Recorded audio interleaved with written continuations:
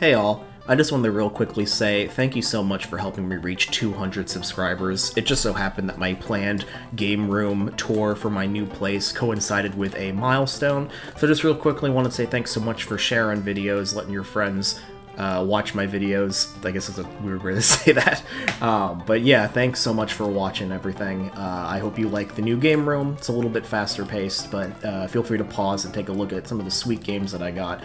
And yeah, thanks for 200 subs, and hope you have a good time looking at the new setup, because this is the last time you're seeing this old setup, so take it in. Alright everyone, this is the 2023 Game Room Tour.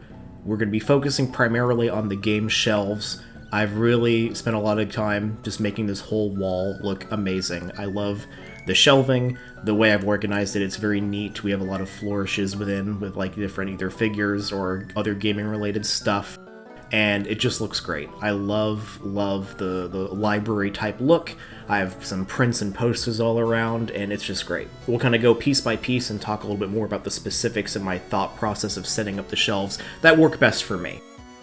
We kind of start a little bit on the left-hand side, some of my gaming plushies, and this kind of cheap shelf I have on my DVDs and Blu-rays. Got a Fallout corner here with my plasma rifle and Vault-Tec lunchbox. Excuse some of the glare here. Hello. But if you excuse some of the glare here, I do have a lamp that's kind of illuminating some of the prints I have. These are Club Nintendo Link Between Worlds prints. We pan here, and this is my little Metroid shrine with a bunch of my Metroid games. Not all of them, but ones that would fit here.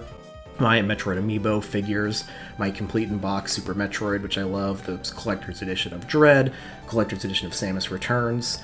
Just amazing. I want to have more game series focused shrines, but you know, space kind of is the big thing. Looking at this first main shelf here, I've moved my NES games to fit here. They fit like perfectly height-wise and width-wise. I have a little bit of room to grow. I have a lot of the staples here. I do really like collecting for the NES. As we kind of pan down, I have some of my Master System cart-onlys, my Genesis cart-onlys, a couple boxed NES games, and of course my Master System games in box. I love all of this stuff. 8-bit is very fun for me to collect for. Moving down, we have more of the Sega. This is kind of a primarily Sega shelf with my boxed Genesis games, my Sega CD, Saturn, and Dreamcast games, and PC games and Steelbooks. Not a lot.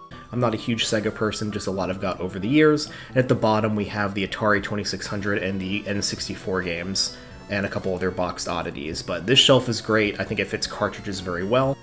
Moving on to the main display, I have 4 prints that kind of highlight each of the 4 shelves. At the top here, I have some of my box Super Nintendo games, my Pride and Joy, and some other things that are kind of up here, just kind of random gaming stuff to kind of make it pop and everything. I really like displaying the games in box as much as I can. You see those Kicks with the Super Game Boy, shout out to my Kicks video. We have a little mini Resident Evil shrine here with a couple of my Resident Evil games there, a really small Final Fantasy VII shrine in my 16 Deluxe Edition, and then moving on to some other stuff like my box Game Boy games, my cartridges that I still have in these little nail polish displays, and again, another shot of the prints here. I got this Final Fantasy IX one, this Mega Man one, the other Metroid Dread one, and my manga shelf at the very end. We're not really gonna talk too much about that, but kind of end capped there. The core 4 shelves here, these are my oldest shelves that I have. They are kind of falling apart, but I did kind of change a little bit of the shelving orientation so it fits everything. Since Super Nintendo is one of my favorite consoles, I do want to really highlight that, so I have all my Super Nintendo cartridge games here for quick and easy access. Got some of the more prominent ones on top of these cartridges because, you know, the middle shelves you can't really change too much, so I kind of wrapped around that. Going down here, I also had room for my Xbox original titles, and you'll see the line of DS going to 3DS. We'll kind of see that as that goes on. The 2 middle shelves here is what I'm most proud of. It's my PlayStation series. So you can see it's PS1, PS2, PS3, PS4, PS5, PlayStation Portable, and then Vita at the very bottom. I love these because it's like a whole line for everything. Just got some extreme close-ups of some of my PS1 games. I have pretty much all of the things I'm looking for PS1. I'm still always looking for some other games for PS1 if I can. But I'm really happy with what I have. I unfortunately don't really have a lot of space for more room for more games, but I just really love what I have. And you can, of course, pause the video to see specific titles or ask me what I have. PS2 is a little bit the same. This is a console I grew up with, so a lot of these games are ones I've had since I was a kid, but I'm always finding new PS2 games I didn't know about that I need. Unfortunately, not really a lot of room for expansion there either, but we make do. PS3 is very similar. The PS3, the PS5 are all those same size cases, so I have a lot of expansion because I can just keep shifting things down, which you'll see when we get to the PS5 section. PS3 was like the first console that I bought new, like as being more of an adult, I guess, like in high school, but you know, same concept. Same with kind of PS4 and PS5, and you'll see there's like that gap where I can kind of expand. But I got a lot of PS4, I'm still working on PS5. PSP I really like as a console, and again the Vita stuff at the bottom. And you'll see the 3DS and DS line from before kind of carrying over at the bottom too. I know it's kind of a lot at once, but feel free to pause the video to take a look at specific games, but just looking at that, I just love this. The middle ones are like the Sony shelves. Last one, we're hitting it back with Nintendo Switch. I have a lot of Nintendo Switch games that I still need to play, but I do have a lot of expansion to grow. I have my Vita, my PSP, my Cloud Strife Cup Noodles. Those can all move if I get more Switch games. Going down, we have GameCube. I wish I can get more GameCube games. They're really expensive now, but I have a lot of the heavy hitters that I need. Bonus shelf that does have some of my handhelds on display. I can always move those and make more rooms for games if I need to. Kind of below that's the rest of the GameCube going into the Wii and the Wii U. Not as big of a Wii and Wii U person, I'm more of a Switch and older Nintendo kind of guy, but I have some pretty solid titles there. But that's basically it for the main spread here. Everything's really quick and accessible to grab off the shelf. I know where everything is. I love how I've grouped up, made more space for pretty much everything except PS1 and PS2, but that's a bridge I'll cross when I get there, basically. I just get a lot of joy looking at that and being able to change smaller things if I need to.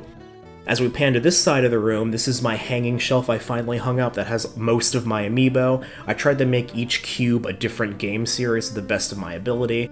I got the Shovel Knight and the Kirby ones there, but you can see like the Mario cube, the Kirby cube, the Zelda cube, the Retro Game cube, and then a bunch of others.